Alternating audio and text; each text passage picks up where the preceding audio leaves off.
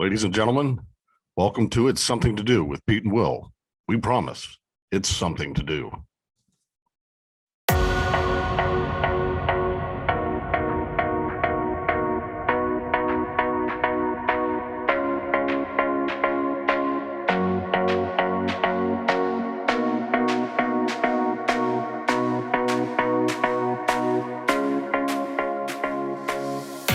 Welcome back to another episode of It's Something to Do with Pete and Will, and we promise this is something to do. Both for you and for us. We are doing it. Less for you, more for us. Don't forget to like, subscribe. We have 10 episodes that are currently, who knows when this is going to air. No clue when this gets put up. I have a feeling they're being put up out of order, but we've got 10 episodes up. Not a two comments on the first video, which that doesn't really count, but not a single comment since then. Exactly. We're killing it. But however, like I said in the last episode, for some reason, this is a smash hit. It's No Segue Tuesday. So we're going to bounce around. It's Thursday. Embrace yourself. These come out on Tuesday. Well, yeah. Oh, I didn't know we were pretending that it was the day. I didn't know. Every time. Listen, get on board.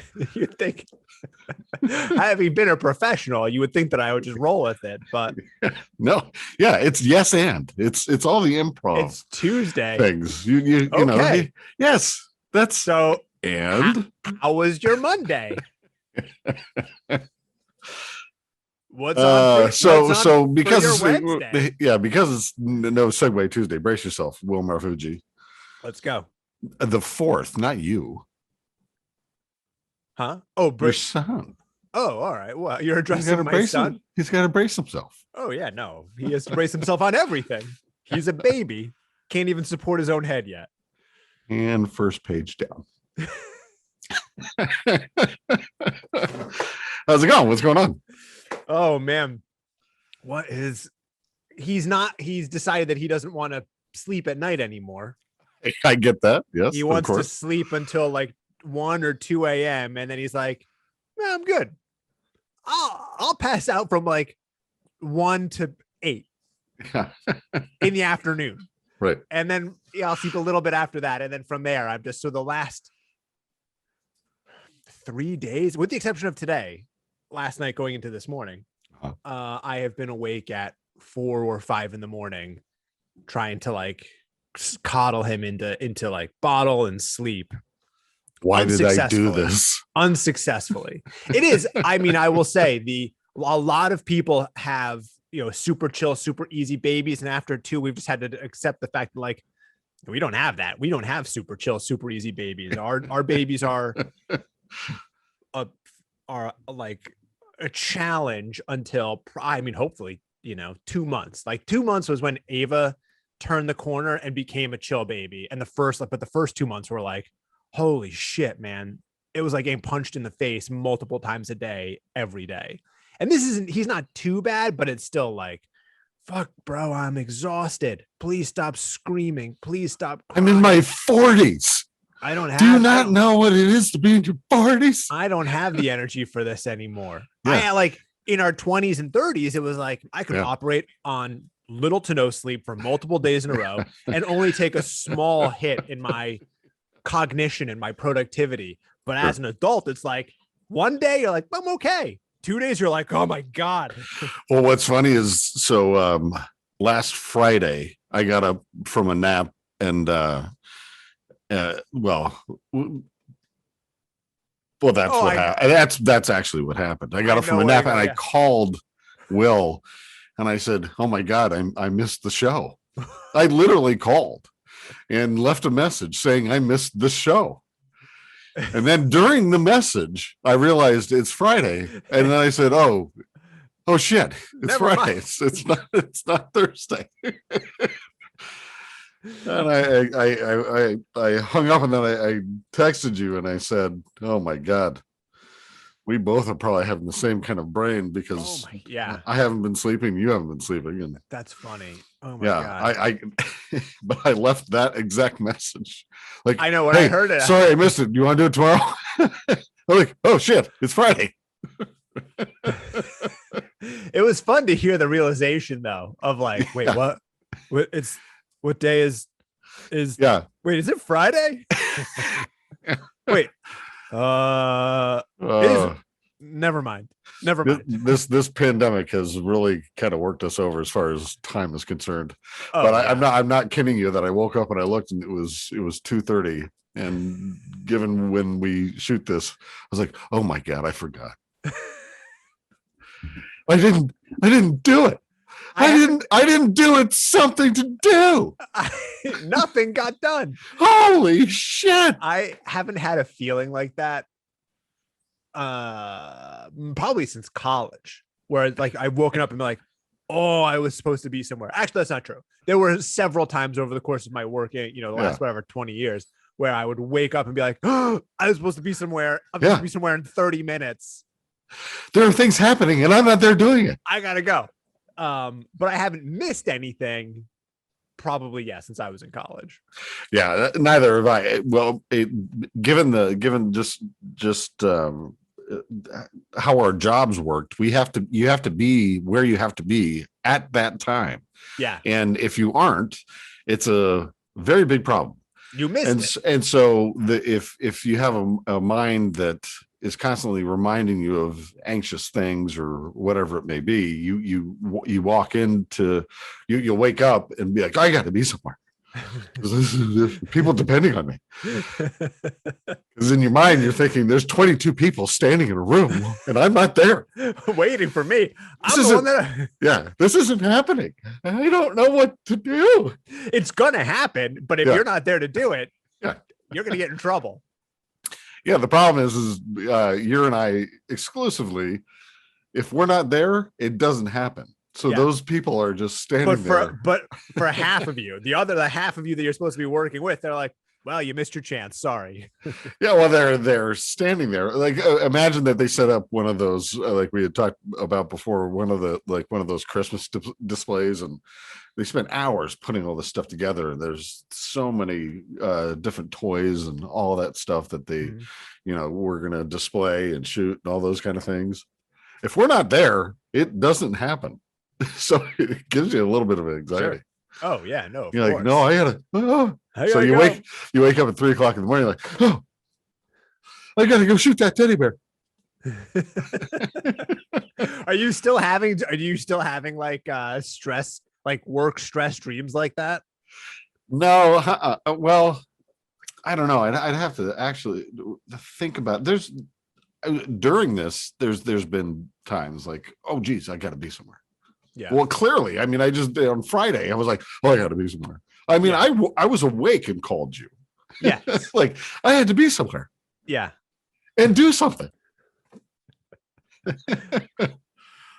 That's very generous of you, considering this something that you needed to call and be like, I missed it. Whatever are we going to do? Well, I mean, just do it anytime. We can do it anytime. Well, I know, but we have a routine. Funny. I was so confused. I was like, you didn't respond though. Well, here's the thing. I don't actually listen to my messages. Oh. I just read the printout that it said that when you click on because it's like, that's what I'm reading. So I'm reading it and it's in like broken English and it doesn't really make a lot of sense. Oh, I see. When in actuality, I articulate what I'm saying. And then I go back because I'm so confused. If it's like, got to do the show, we got to do it. And I was like, what the fuck is he talking about? We just did it yesterday. So then I did listen to it and I was like, I found it very funny, but you're right. I didn't respond. I mean, I got, very few people are getting responses from anything from dude. I totally get it. And I wait for especially since you to give you shit about it. Especially since you figured it out on your own. I was like, hey, it's all right. He got it. He got there eventually. He doesn't need me to tell me, it's Friday. We did it yesterday. Right. It's so funny. I came out and I told Bridget, I said, was like, I just left Will a message about yesterday's podcast that I thought was happening now. She's like, what's wrong? I was like, I don't know. I just woke up out of a fog, and then thought, oh shit, I missed this smash hit of a show. Literally single digits of people. Yeah, we've got tens of followers. We're not even hearing that one this coming Tuesday. It wouldn't have been for another several weeks. You know, what's funny is I've been I don't know if we talked about this before, but so I've been reaching out in different not chat rooms necessarily, but different areas in order to get this going. Mm-hmm. And one of them, it's called Clapper, and I never knew what Clapper was. And so I just would blanket follow everybody that came on, or anything that came on. Just follow. And it's our logo, and it says, hey, tune in, we're on YouTube. And we're married to two publicists, by the way, who are saying we can't do anything for you. Who would tell you that that's a waste of time? Well, here's what happened. So I ended up clicking on one of the things that they were doing. I'm already leaking because this is hilarious. But it turned out to be very interesting, as it's a group of people that talk at night about kind of what's going on in their lives. Mm-hmm. And this story builds, so let it build for a second. So the woman, there's a woman named Jess who kind of runs it, and she's kind of the therapist for this thing. And it turns out that it's kind of like a therapy thing. And so I'm sitting there listening to this group of people. Found this group but AA, and I don't know what that means, but I thought it would be a good place to publicize our podcast. These people are getting up and they're telling stories about their darkest moments in life. And when it came to me, I said, that's exactly what's happening. What the fuck and I'll drink to that. I have no idea. I've never even heard of it. I'm gonna have to look this up. So anyway, first it's like, did you get on an app where the Taliban recruits people and you're trying to tell them to listen to our don't tell them our names?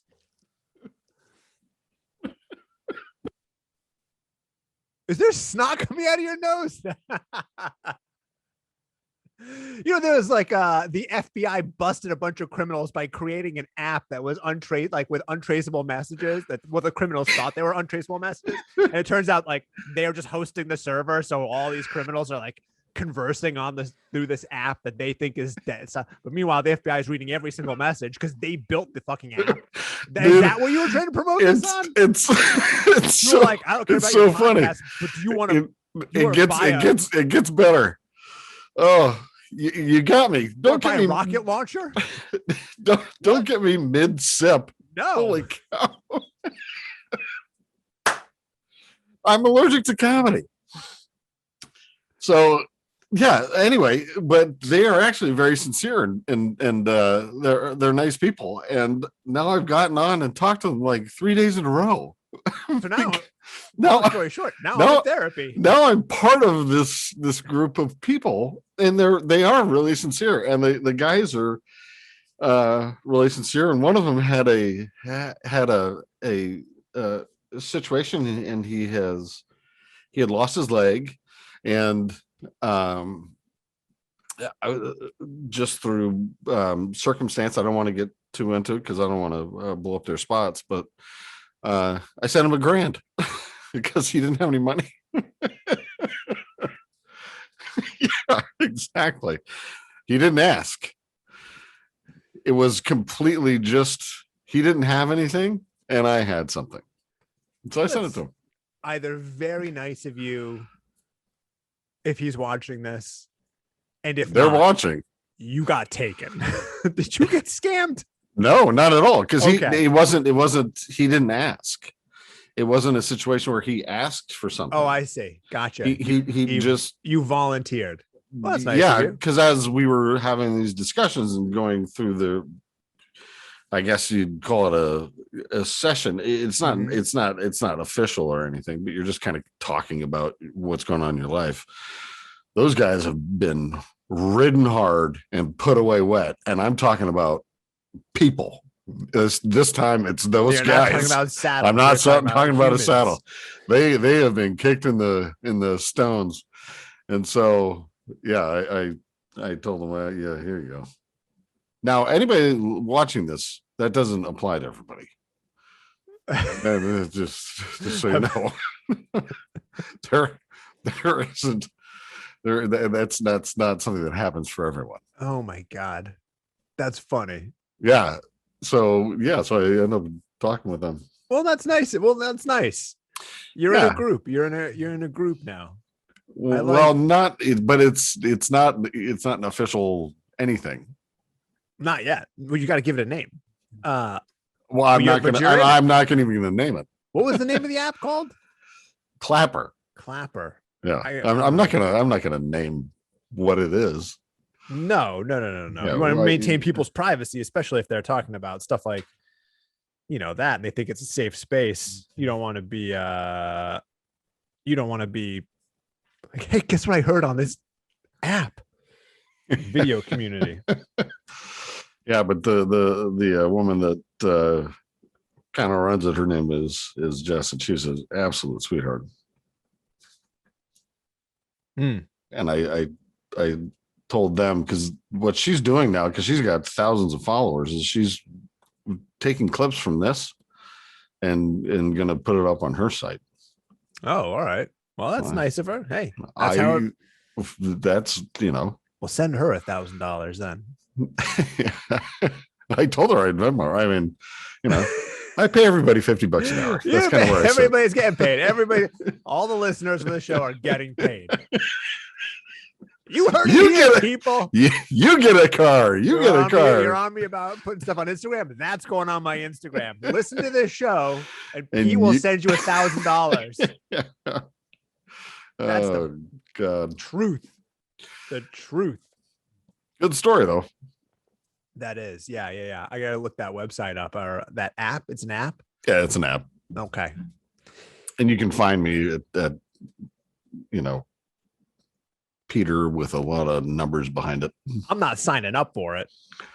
You need to get on board, Will. I'm not doing that. I don't listen. These people love you. Well, they don't know you, but they love you. I don't think that's true. Well, they won't when they watch this. Yeah, they will. I told them I'd give them a shout out. Oh, that's nice of you. And that's nice of them. Well, thank you guys for watching then. Thank you for watching, and enjoy Pete's money. What else is happening?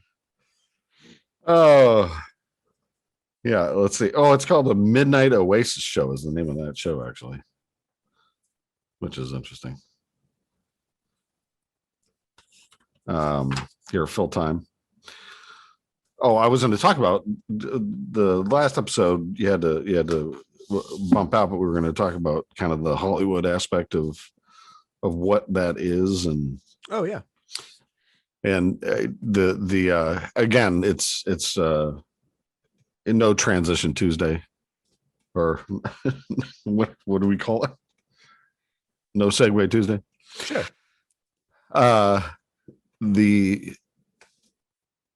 What I had written down was that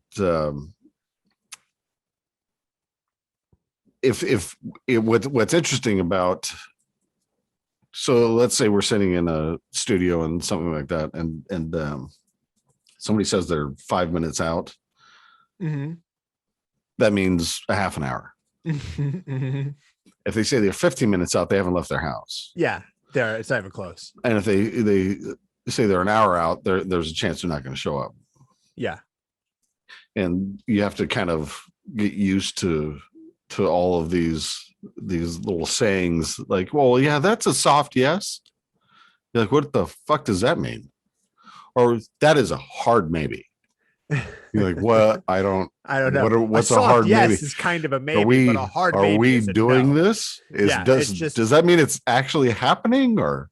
Yeah, they all get bumped down as far as importance. So a soft yes is a maybe, and a hard maybe is a no. And a hard yes is a maybe. Yeah. It's all any yes is a maybe. Any yes is a maybe. Right. Because it's not dependent on, Yeah. It's dependent on the whims of whomever you're there to talk to or do whatever with. Yeah. If they all of a sudden decide, yeah, I don't feel like doing this, then they're not going to fucking do it. Yeah. I'm totally in. They say it on Tuesday. It has to be done on Thursday. And then on Thursday, they're like, oh, no, I was so close to wanting to do that. It's the closest analogy that I can make is making plans with a friend or anybody making plans a week out. And then on the day that you're supposed to execute said plans, you're like, ugh, I'm exhausted. I don't want to do this. Yeah. And then calling with an excuse and be like, yeah, I can't do it. That's the same exact thing happens. This show. It's that. It's the exact same thing. Yeah. Except you're there. Hey. You're already there. You're at the restaurant. Yeah. You're ordered. You've got wait staff around you being like, oh, we brought you the thing. And then you get the call. Oh, you're not coming at all. Okay. Well, those are rough. I'm already there. We're already set up, and we've been waiting for hours, and it's not happening. At least tell the woman before she put her makeup on. Pack it up and go home. Yeah.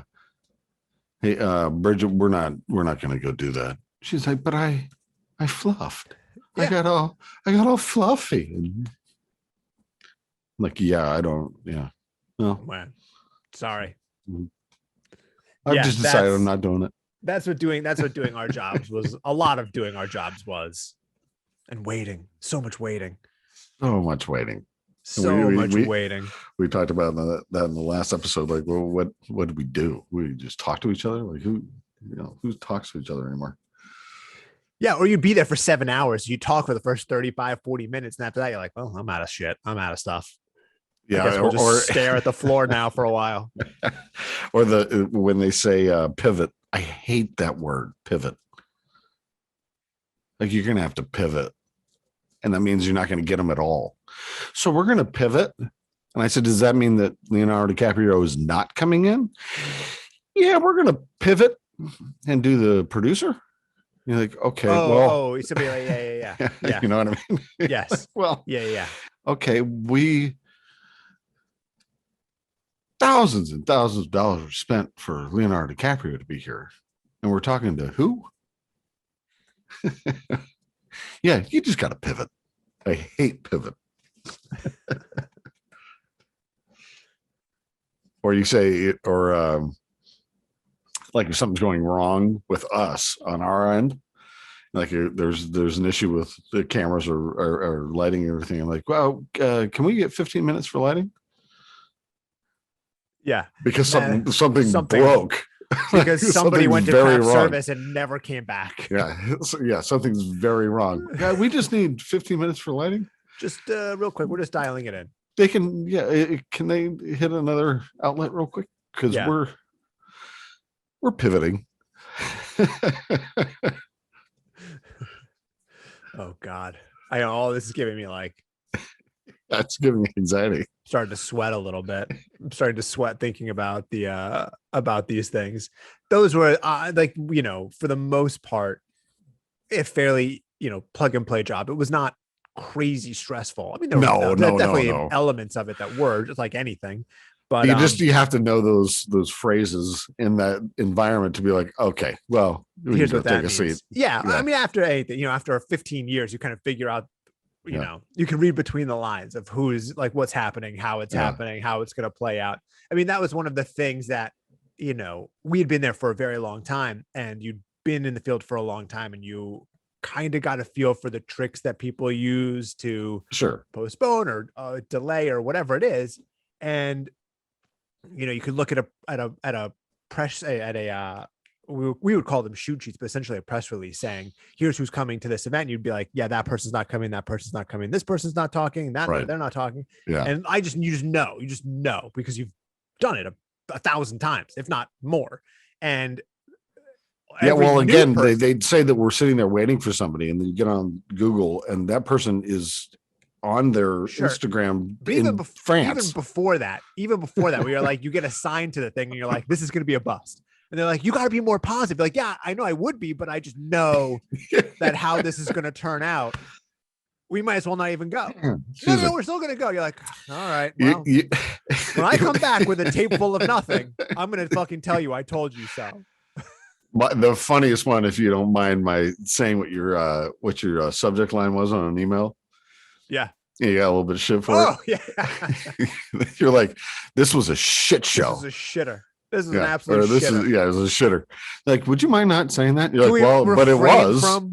We refrain from calling it that directly because this email goes to everybody in the company. Yeah. And here you are saying. That's exactly what it was. That's what it was. I think at a certain point got like, it was like you're a little surly, very blunt about things like this. Because if you can't read that and be like, well, what's whatever. The worst? For example, if it's like, oh, we're expecting, and this is, I'm just sort of fictionalizing something. We're expecting Tom Cruise, Angelina Jolie, and Tom Hanks, and then there's like a bunch of other names. Those are the names that you want to come, and then it's like who? Some I don't know, low level YouTube people at the bottom, or at the time it'd be like low level, like Survivor 34 contestant Nick or whoever the fuck. And then on your shoot sheet comes back and you're like, who did you talk to? You're like, I talked to Nick, the Survivor contestant. You're like, well, what about Angelina Jolie? You're like, if I had talked to her, I would have mentioned it in the fucking sheet. She didn't come. Well, so that's why I got right. This is a shitter. Nobody showed up except for Nick. Yeah, but during the shoot, you'd see one of the executives walk by and walk into the building, and you're like, "Oh, you wanted to go to a party. That's why we're here. You wanted to go to a party, and I'm standing out here on a Friday night. Great, yeah, Again, that's all fictionalized. This may or may not.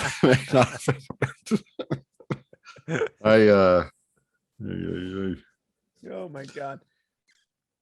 Or you're sitting. This is sort of a, even these sort of like work problems are a very like hyper centralized group of people that had these problems. It was people like us that worked at our company, people from other entertainment news outlets where you sit on a red carpet and wait for other people to show up. Most people don't have that experience we had in Hollywood. We're kind of a unique situation. Oh man, like set visits, you can't predict anything that's going to happen at a set visit. No. And so they do the best they can in order to get the people from the show to in a timely manner, et cetera, et cetera. And then they say they broke for lunch. And you're like, oh shit. Yeah. So that's an hour. Yep. And then they don't offer you lunch. So I just sitting there in the dark. Like, oh my god, I've been here for 5 hours. Yep. Yeah. Yeah, because when you're an entertainment news outlet or an EPK crew, electronic press kit crew, you're the bottom rung that day. You're the bottom rung. Like their number one priority is making. Well, they've got to shoot the show. They've got to shoot their show. They've got to schedule. They've got to get shit done. Mm-hmm. And so if they're like, oh my god, yes, you guys are the most important thing today, it sets their whole day off, and that really fucks their whole week. And so you're just like, all right, well, you just got to wait. And if you got 3 minutes with somebody, you thought you were gonna get 10, and you get 3 minutes with somebody, then that's what you get. You get 3 minutes, and you got to make it work. What are you wearing? Well, okay, see ya. On a set visit, yeah. My costume. These aren't my clothes. Do you get to take any of that stuff home? You take anything from set? Yeah. We've asked those questions. Yeah. Oh God. It's so rote. Funnier. It's so rote after a certain point. Because even when you try to get creative, like you tried, I would remember specifically trying to get creative with questions multiple times and being met with a blank stare from an actor who's just like, I don't follow. You're like, never mind. What's your workout routine? Never mind. So I'm seeing you on Instagram. But it was different. Facebook. I feel like now, for whatever, like in the last few years, performers were more adept at sort of talking about whatever, more likely to go with the flow. When we were like 10 years ago, 15 years ago, it was not that. It was not that way at all. Like they kind of wanted to do what they wanted to do and not venture outside their little box in most times. Yeah, that's for sure. And I'm assuming during the pandemic, everybody's realizing, things, because I listen to a lot of podcasts, and comedians specifically are, when you go that long doing comedy and being on tours and things like that, and then all that ends, like, oh shit, I bought a $10 million house and I'm not doing anything. Yeah. And so it's a little bit of a panic. Sure. Yeah. And they get a podcast. Yes. Or they put all their energy into a podcast. That's true. It's not like us. We do this just for fun, just for us. It's something to do. Yeah. But we're not trying to sell this. I mean, we have our sponsors coming at the end, of course, but yes. Yeah. The other thing is in, everybody having a podcast now, and, there are people who have varying levels of skill at it. But ours are reflective in our comments and our followers. When please comment. When you're even listening to like a celebrity podcast, it's like, man, some of these are not good. They're rough. Yeah, they're not good. And some of them are quite good. Some of them actually turn out very well. But it's I was listening to what was I listening to? I was listening to Smartless with Will Arnett, Jason Bateman, and Sean Hayes. I listened to that. Yeah. And a couple weeks ago, they were interviewing Gwyneth Paltrow, and all their questions were about her life and her kids, which, maybe Gwyneth is like more apt to talk about now. But I was like, vagina candle. I was like, it's funny because they're asking the kind of shit that we would ask, and then you get a nasty note from the publicist afterwards, or they'd come in and be like, can we talk about the project? And you're like, oh yeah, of course. Although or maybe Gwyneth has always been cool about talking about that stuff. But yeah, it's kind of funny. I found it funny that three celebrities who, if I were to like ask Will Arnett about his divorce, I feel like he probably wouldn't take it so well. But then there he is. Did he talk about that? I feel like they talked about her, something along those lines. But he brings it up freely. I mean, I'm sure, he's in a much better place. Well, that's the point of this environment, right? But I find it slightly ironic where like celebrities are asking each other stuff like that. Well, it's a lot more formal 10 years ago. That's in true. that You're environment, absolutely right. Yeah. Whereas with this, we're just hacking around, people kind of being clunky with this stuff. I mean, it's a huge hit, which is great, and so I appreciate that. But and we have all the wonderful things that make us look good and all that stuff. But it's the content, Will, that we have to really work on. I'm lost. I don't even know what the fuck you're talking about anymore. Sorry. Keep up. I get zoned out. No, but the point is in an environment like this, you can really kind of get down and dirty with the conversations with somebody and be it doesn't just feel totally like honest. It doesn't feel like you're making a show. Whereas if it was like traditional media, it would feel like you're doing a show. Right, exactly. Lights, there's a camera, there's a guy behind the kid. It's like a whole setup. The publicist is leaning over your shoulder. But if I were to turn the camera around, I'm getting hit by five lights. But the point is, that in that environment, it's so formal, and you've got somebody that brought you there, and you have to go through somebody to get you there, and the agent has to do all this stuff, and the talent department has to all that kind of stuff. Whereas us sitting here, We're just chatting. Yes. Until then. I don't know what the fuck you're talking about. I don't know. No, but I'm saying to me the difference between yes. working at E and working at Pod. I understand. Your point was that Gwyneth was very open during their podcast when they wouldn't have been. Yeah, they're also open. So but I still because this is a warming environment. I understand. You're in a safe space. I get it. I know that. We've got tens of people that follow us. Well, not literally us. She's not on this show. No, not her, but I'm just saying, there's tens of people that care.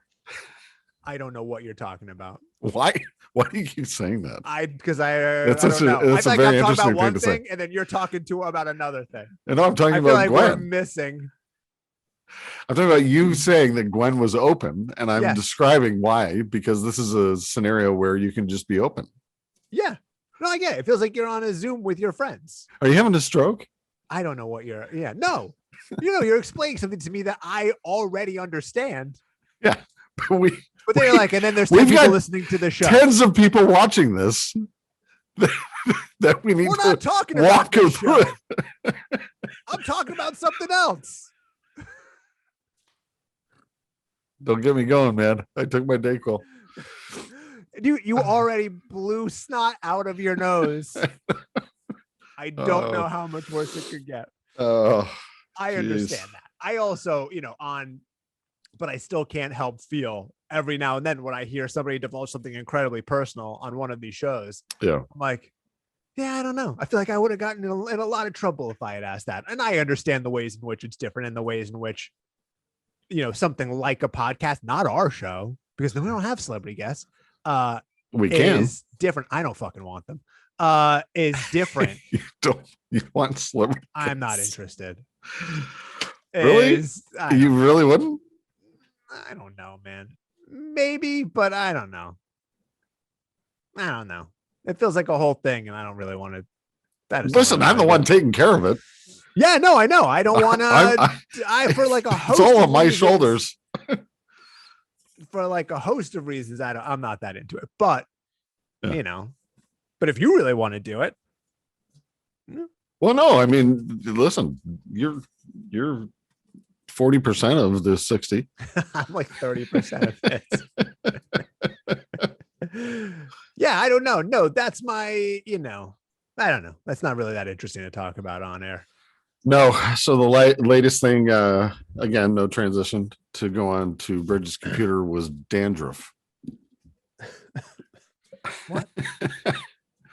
I don't usually have dandruff, but this morning I walked in and I was doing this, and I think it was probably hairspray from the last show, because it was probably the last time I bathed. But there was dandruff, and so when I saw it, I went over to her computer and just went. She's like, "What the fuck are you doing? You're dandruff all over my computer." I said, "Well, I got to get something on your computer for the show." You got balls, a toenail. Oh God, no. No. Today's dandruff. Oh God. Yeah. But I actually don't have it, which is interesting. Says the guy who rubbed it all over his keyboard. Her, not mine. On her keyboard, whatever. Yeah, this is mine. Oh my God. Well, what's going on with McKenna? How are you guys doing? Oh, Jesus Christ. After I just emptied my purse about my dandruff. Your dandruff. I didn't get the response I wanted. What did you want? A laugh. Oh. You dick. Disgusting. I can't support that. Well, of course not. What is going on? Man, I don't know. We're just trying to keep our heads above water with these kids. That's what's going on. It's that 24 hours a day, going to bed at like 9:45 at night, so that when you got to wake up and do the feeding at 2, you're you've gotten some sleep instead of no sleep. It's not terribly exciting to explain it to another person, but having a baby for the first 2 months is like, as I said earlier in this episode, it's like it's like getting punched in the face a lot. It's like getting punched in the face a lot. Every second of the sometimes day. you just get punched in the face. Yeah. And then getting peed on. Yeah, exactly. And then having, like, there was a day where I changed my shirt like 4 times because every time I was holding the kid, the boy, he would explode his diaper and it would go onto my shirt. And I was like, oh, all right, well, there's another shirt. Here's another. Fuck. All right. Fortunately, you have a lot of gray shirts. Yes, exactly. These, I actually think I'm just wearing the same ones over and over again on the show because it's like, I don't cycle through my clothes. It's like whatever's on top, that's what's getting worn. And it's because I'm doing laundry every day or every other day. Did you actually make me snot? I swear to God, I saw snot. Well, it was when you got onto your terrorist website to try to promote the podcast. And sent somebody $1,000, and you got me when I was taking a sip, and if I did, I mean, my back went out. We save the jokes for after it's out of my mouth, because if you're gonna be funny, which you're very funny. Well, maybe it's relatable. I mean, we're just sitting here fucking around. Oh my God. Oh, that's funny. He actually made me snot.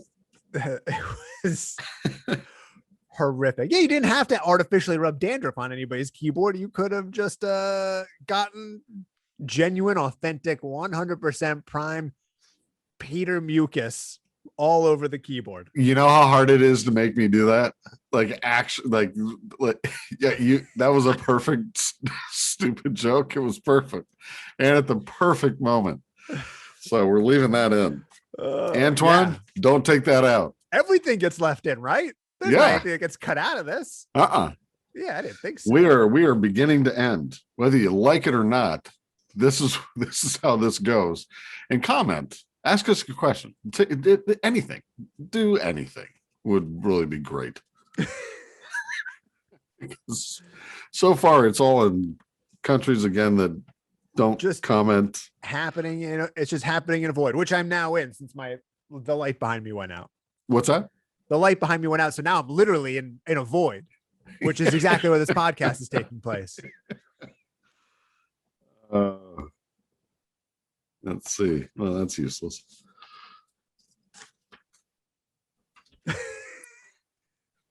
I talked to a guy, a friend who he was describing, we were kind of describing just things that happen in your life, and I realized that I'm just milquetoast. Even the stuff that we've described, like, TPing and things like that, putting forks in people's lawns. Yeah, that's nothing. His brother was a police officer, and he stole his police car, and his brother had to jump into his car and chase him in his car as he's driving the police car. Jesus. You can't beat that. Oh my God. Can you imagine? No, I can't imagine.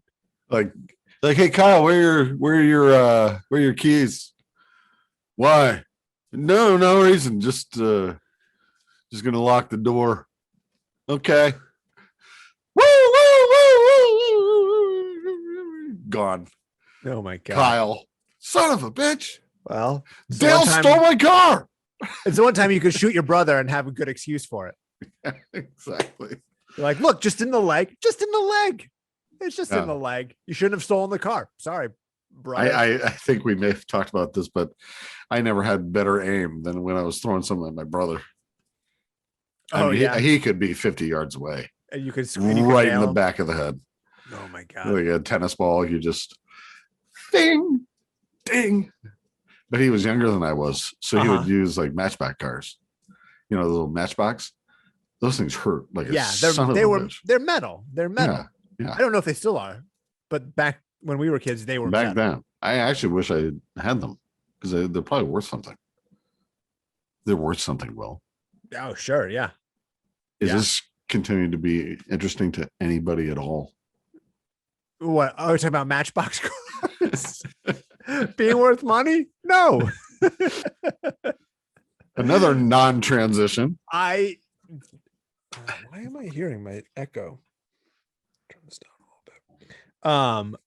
I had a sister, so I didn't throw anything at her. When I was a kid, my dad was like, she can do anything to you, but you don't get to do anything to her. And if that's true. I'll fucking kill you. I was like, oh yeah. All right. Okay. Yeah. So there understood. So you walked in one day and you had a bullet wound and you're like, I didn't do anything. Yeah. I let her shoot me. I just took it. Exactly. So if she was a cop and I had stolen her car, then she could have shot me in the leg. And my dad would have been like, well, you had that coming. No retaliation. Yeah.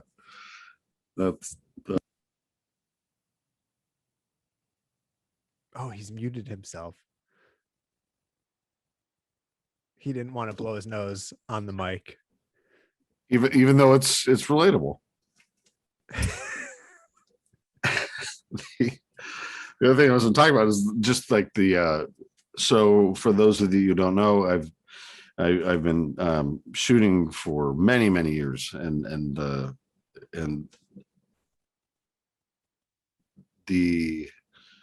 there's a culture that comes with the group of people that do that. And it's a very interesting culture. Shooting camera shooter or shooting guns. Shooting television. Yeah. And within that culture, there's a very interesting way that people interact with each other. Meaning that one of the guys that we worked with one time stole a camera from another guy during a shoot. And then his excuse was he was drunk. So this is what we're dealing with. Oh my God. I had a guy. It does come with a type. It does come with a type. Yeah. And I never really blended in with that type. There was another time a guy, he put a racist sticker on the front of our production van. Mm-hmm. And it was just very racist. Yeah. Then called pretending to be the person from the place where we were shooting our boss to say that they've got a racist on their staff. Oh God. And I went and I found the sticker. I was like, come on. You gotta be kidding me. Like they're funny, but that's not that funny. now it's like you'd be fired. You'd be fired for sure. In retrospect, whatever. Yeah. Then there was an audio guy that stole one of the vans and he was living in it. And he was apparently had his child in there as well. And spilled milk or formula all over the van, but we didn't know. Uh-huh. Until maybe it started to smell. Until the whole thing, it was just it reeked. Oh God. Like, come on, guys. That's brutal. You're getting paid. Yeah. Act like it. Yeah. What are you doing? What are you doing at that point? Oh my God. I know I remember being on the press line for, I think it was 300, maybe. I think I shot that. So then maybe you'll remember this. Yes. A camera guy from another outlet got into a shouting match with a security guard and then got thrown off the carpet. Yes. I know his name. I was like, you're like, oh my God, could you imagine going to work and shouting at somebody to the point where they're like, okay, if you keep doing this, I'm going to throw you out of here. And that took a lot, by the way. I mean, they put up with a lot because it's a pretty tumultuous situation on a red carpet. And being like, okay, well, where did all of our footage go? What do you mean you like, even for like, coming back to the office and having to explain that to somebody and not thinking like, and he didn't get fired. I don't think. I know he didn't. They I transitioned him know. into another role. Yes. And you're like, holy shit, that's bananas. To the point where you're like imagine if I got into a screaming argument with somebody like, hey, how come nobody's asking questions on this tape? Well, because Will got into an argument with the security guard and got thrown out. Yeah. Well, you know, I can't. What are you gonna do? We're definitely not gonna fire him for that. Those are the most crazy to me. Those are the most interesting stories, is the things that we've seen happen. One of the photographers punched, one of the women photographers at a event. Fucking crazy. I'm like, what are you doing? Yeah. and look, she was contentious, but there is never a situation where being contentious is like becomes physical. You're at work. You're at work. Yeah. You're all at work. And never. I understand shouting at each other. You don't like each other. You guys have known each other for like decades. Yeah, I'll fucking hate each other, whatever. Yeah. But then to assault another person over a spot, you're like, oh my God. And it happened all the time. This is bananas. It's like doing the stars, the Hollywood Walk of Fame. Oh my God. They were just all over each other. And I was like, no, I'm okay over here. I can see what's happening. We'll make it work. We'll make it work. It's fine. I mean, what are we doing? Them. We're not curing cancer here. No. I don't know, man. Yeah, it made me wonder, like, did you get paid per photo, or was it, like if your organization sends you out? So a friend of mine worked for a major organization, and Bridges actually hired him a couple of times. He's a very good photographer. And Perez Hilton was coming down the red carpet. And I mean, this happened in my life. Do you think I can tell the story? Yeah, go for it. So he got mad at Perez because Perez was using photos from other people that they had taken, and then, putting rude emojis on them or whatever it was at that time. And since he's apologized for doing that, but that was his thing. He was walking down, and one of the photographers got really, really pissed and was very confrontational. Wow. With him. Yeah. That's interesting. That's sort of an interesting because they're licensed now. Yeah. Yeah. Your celebrities have been like grabbing paparazzi photos of them and putting it on their Instagram, and then they're getting sued for it because it's like a trademark image. Yeah. Or a copyrighted. Yeah. Yeah. That's kind of, I understand that. But if you're like, whatever, Shutterstock or Getty or whatever the fuck, a wire image, I would assume you're getting paid a wage to go to the event and take photos. So whether you're like a little left or a little right, does it really matter? Or it's like, no, this is the spot where I'm gonna get the best photo, because if this is the photo that gets picked up by like whatever, USA Today or whomever, I'm getting an extra bump in pay because of that. So that's I'm looking at my lens. Yeah. Yeah. That's and that's why there's all. That's why the for those of you that don't know it, they're screaming at the celebrities. I mean, screaming at them. Yes. Because they want to have them look at their lens. Yeah. Where you've got 100 lenses, and so the bigger the celebrity, they'll walk out, and then we'll just kind of walk through. And then you it's funny because after they walk through, all the photographers are pissed off because they didn't get the clean shot. And and so you have to deal with that.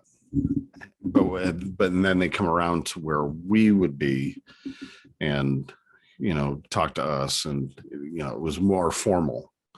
Whereas if they weren't, and sometimes we were expecting them to stop and talk to us, and they'd walk through the photograph line and not really stop on their mark and just kind of walk through and then just bypass us entirely. Oh yeah. And I'd have to just get a shot of them walking right by, just to prove that they aren't doing this interviews. Is what happened. Yeah. This is what happened. Yeah. They walk. I actually thought about that recently.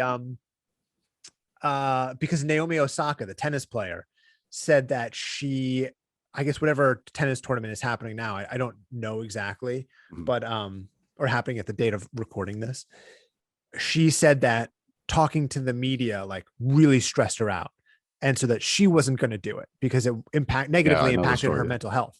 And basically the tennis organization fined her 15 grand or whatever, and then she was like, I think this has been blown out of proportion and I'm not going to play in the tournament anymore. And people had really negative, I think there was a lot of support for her, obviously, but there's also a lot of negative reaction to her.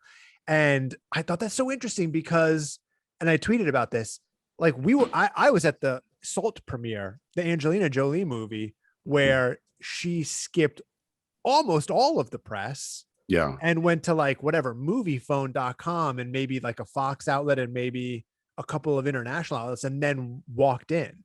I shot that. We actually left that one. So she bypassed like dozens of national outlets and went and did one, and then like went in. And what's interesting, nobody was like, also, oh, Angelina, you can't work. You can't do this anymore. This happens all the time in Hollywood. So everybody's like, yeah, I don't really want to do this press, so I'm not going to do it. But it doesn't keep them from booking roles.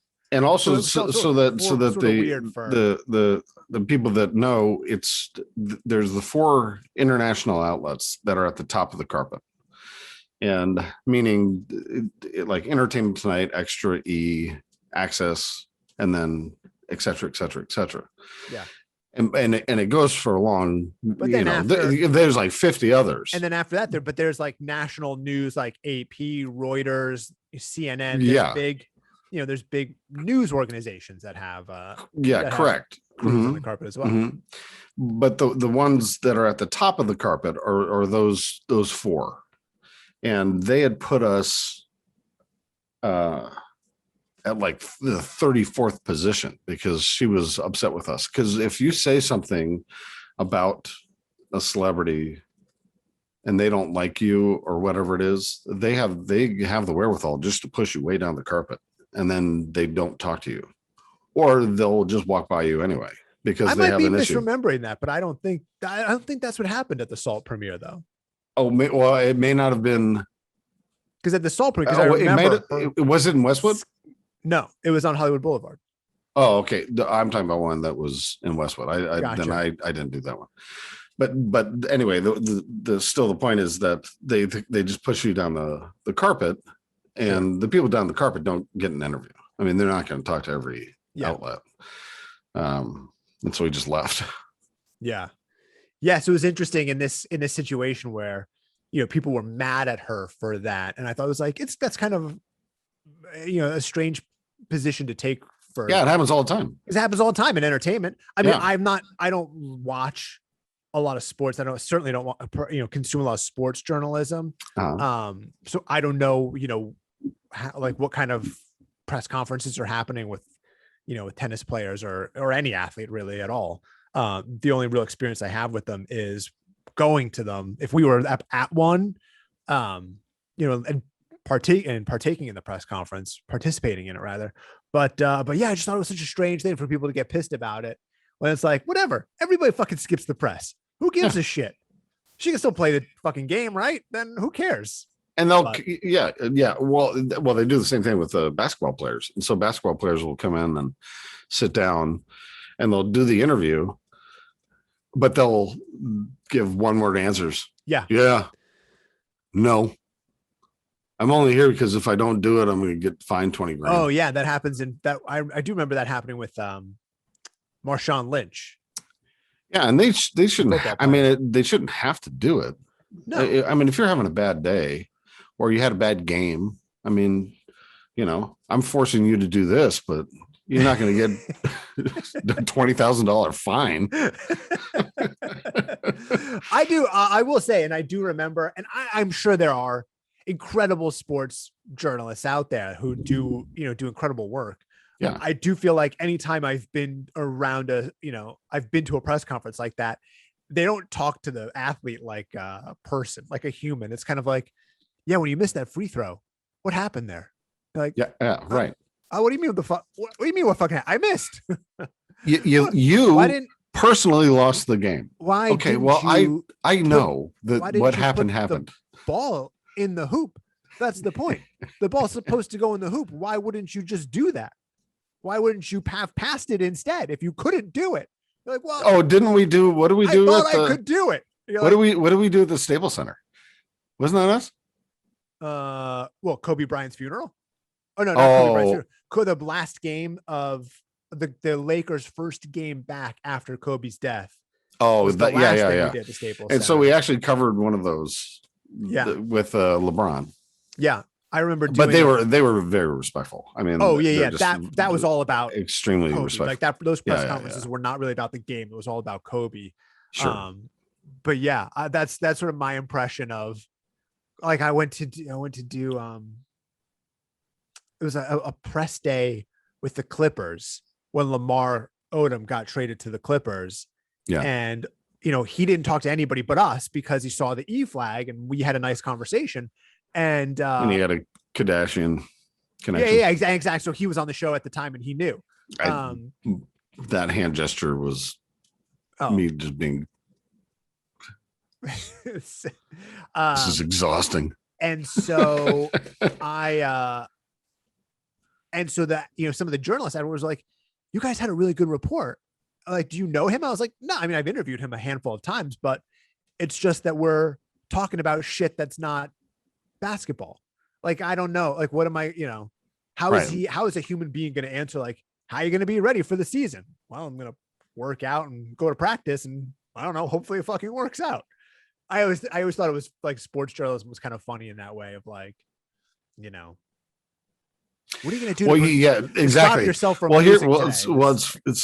don't know. Get lucky, I guess. Yeah, exactly. So I did a lot of the post game interviews when I was much younger, and for the Bullets and the Wizards, and so you'd go in, and I actually worked for the Mystics, which is a women's team, which that was actually really. I'd go into the locker room after a game so I could see the uncomfortability for the women that went into the men's locker room after a game. Yeah. Because I had to go into the women's locker room after the game, and there, everybody's just getting out of the shower and things like that. And, yeah. Anyway, so you go in there and like George Marason comes to mind. He's 7'7". He was in My Giant with Billy Crystal.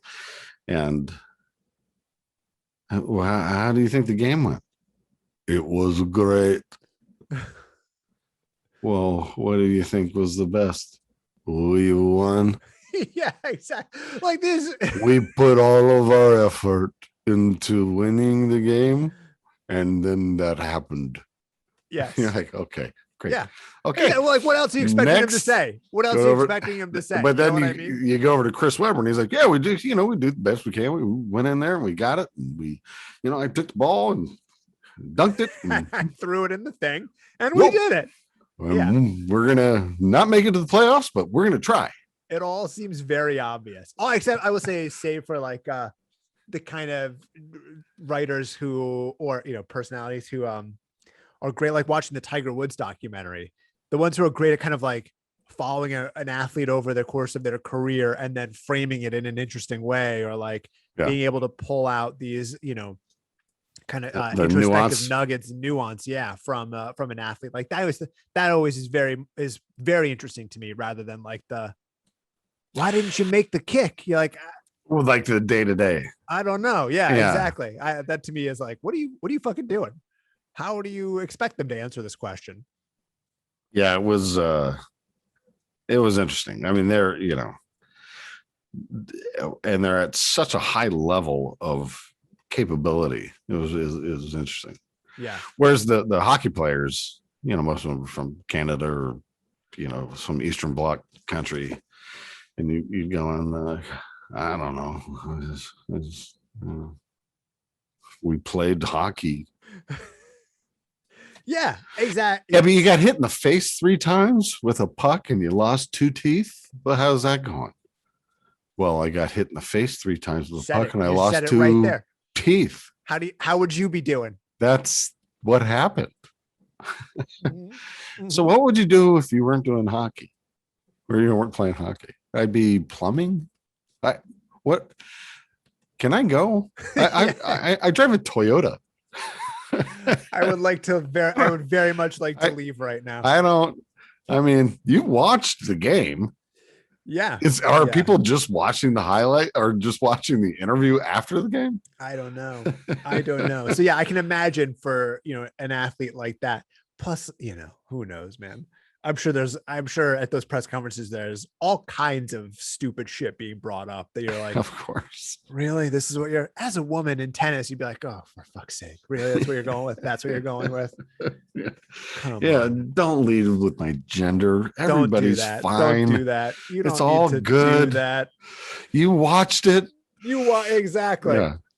Well, this is didn't quite make it over it went too far over the line. Why did you do that?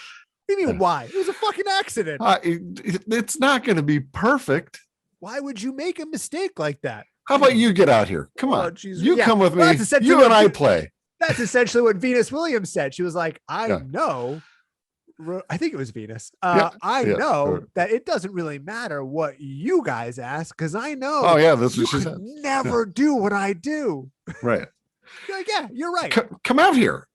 You try it. Get in the boxing ring with me and then ask me how it went. Exactly. Why you didn't slip that punch. Are you kidding me? Are you fucking kidding me? Because I do this and you're exactly. out. I can guarantee you've dropped your keys by your counter, bent down to pick them up and knocked your face on the fucking counter. You couldn't dodge a counter. You're not going to dodge a punch. Well, this has been a wonderful episode. And again, if this is what we're going for, we nailed it. We sure did. We did it. We did it. We talked for an hour, and we should give ourselves a trophy. I'm not sure what it'll be, but I'm making a trophy. I thought you had a trophy. I'm going to. Well, I've got an Emmy, but I do not have one of those. We never won. Mine are local. It's all right, man. People don't know that when they walk in your house. That's true. They all look the same. They might be different sizes, if I'm correct. Maybe they're not, though. Yeah. Mine are certificates, and there are only 3 of us. But my bosses, they took the trophies, and I said, "Well, can I have one of them?" They're like, "No." I said, "But I'm the one that no." Okay. I did it.